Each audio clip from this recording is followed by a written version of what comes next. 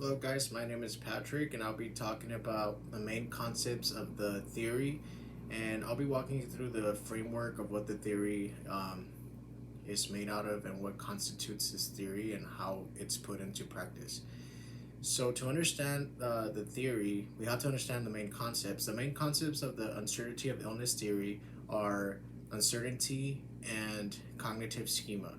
So, uncertainty is the central concept of the theory and is defined as the inability to determine the meaning of illness related events, inclusive of inability to assign definite value and or to accurately predict outcomes. So you have an uncertainty of what's going to happen. You don't know the outcome, what the outcome is going to be, and that creates that uncertainty. And it's usually, as my previous classmate mentioned, is used when it's a new diagnosis. Another concept of central to this theory is cognitive schema, which is defined as the person's subjective interpretation of illness related events. So, this is what the person that is being diagnosed with the disease is experiencing, what their subjective opinion of this diagnosis is. The UIT, which is uncertainty of illness theory, is organized around three major themes. So, if you guys follow along on the right hand side of the screen, we see the framework. So, the three major themes are related to the concepts. The three major themes that are related to this concept are antecedents of uncertainty, appraiser of uncertainty, and coping with uncertainty.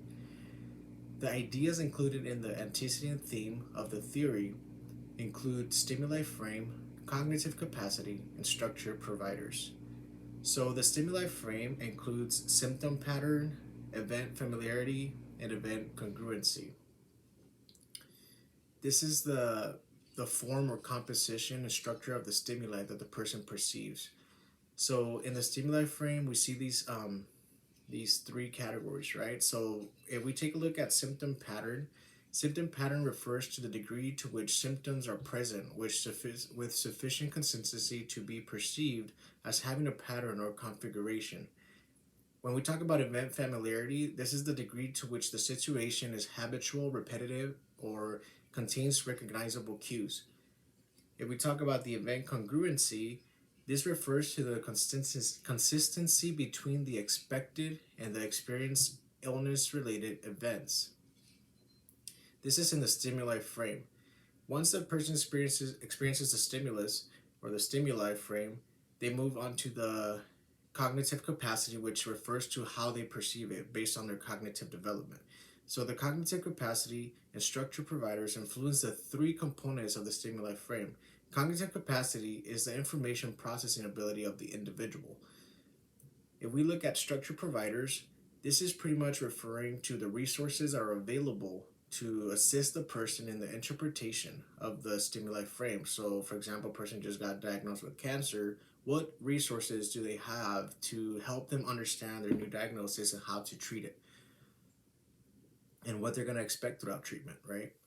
So, if we look at structure providers, it includes education, social support, and credible authority. The second major theme in the uncertainty of illness theory is appraisal of the uncertainty, which is where the individual is processing the information and they either have a inference or an illusion, right? So, inference refers to the evaluation of uncertainty using related examples and is built on personality, dispositions, general experience, and knowledge of what they know about this new uncertainty, right? New diagnosis. The second major theme in the UIT is appraisal of uncertainty, which is defined as the process of placing a value on the uncertain event or situation. There are two components to appraisal, okay? So, illusion refers to the construction of beliefs formed from uncertainty that have a positive outlook. The result of appraisal is the valuing of uncertainty as a danger or an opportunity.